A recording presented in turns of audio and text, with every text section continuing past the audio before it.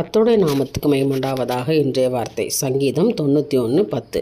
உன் வழிகளெல்லாம் உன்னை காக்கும்படி உனக்காக தம்முடைய தூதர்களுக்கு கட்டளையிடுவார். விசுவாசிக்கணும், ஆமேன்னு சொல்லுங்களேன்.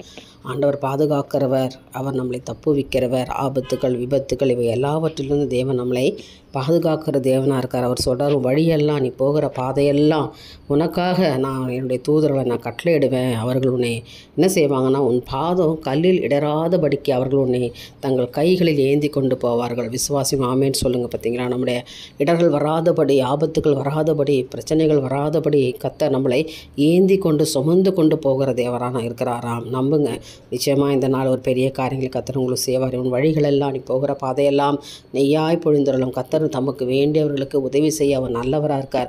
உன்னை பேர் சொல்லி அழைத்திருக்கிறபடியினாலே உன்னை தங்கள் கைகளில் ஏந்தி கொண்டு போவார்கள்.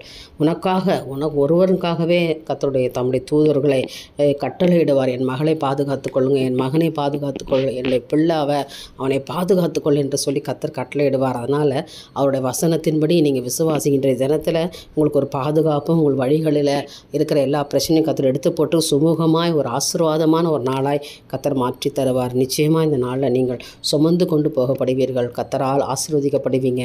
கர்த்தர் உங்களை நடத்துவாராக. என் தேவனுக்கே மகிமை உண்டாகட்டும். ஆமேன்.